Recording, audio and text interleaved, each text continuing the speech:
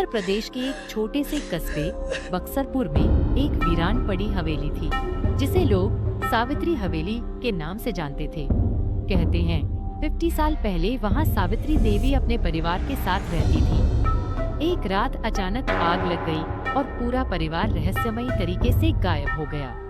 बस हवेली की दीवारों पर सावित्री देवी की तस्वीर ही बाकी रह गई। तब से लोगों का मानना है कि उस हवेली में कोई जाता है तो वापस नहीं आता। गांव के बुजुर्ग कहते हैं रात के समय वहां से औरत के रोने की आवाजें आती हैं।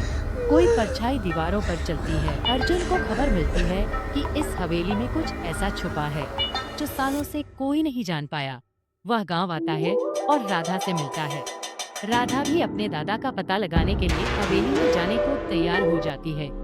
दोनों रात के समय चुपके से हवेली में दाखिल होते हैं। पीछे छुपे तहखाने का दरवाजा खोल देता है।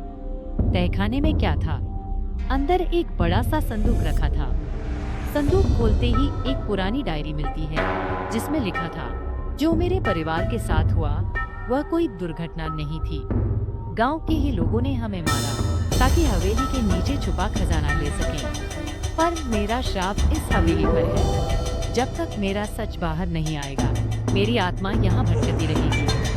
इसी दौरान हवेली में चारों तरफ जोरदार हवाएं चलने लगती हैं। खिड़कियाँ अपने आप खुल जाती हैं और सावित्री देवी की आत्मा प्रकट होती है। लेकिन वह अर्जुन और राधा को नुकसान नहीं पहुँचाती, बल्कि कहती है, तुम्हें मेरे परिवार का सच बाहर लाना होगा, तभी मुझे मुक्ति मिलेगी। अर्जुन और राधा उस डायरी और तहखाने में छुपे सारे सबूत लेकर गांव में आते हैं। पूरी सच्चाई उजागर होती है कि गांव के ही कुछ लालची लोगों ने खजाने के लालच में पूरा परिवार मार दिया था।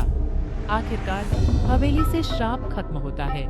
सावित्री देवी की आत्मा को शांति मिलती है और अर्जुन एक बड़ा पत्रकार बनकर गांव का नाम रोशन करता है।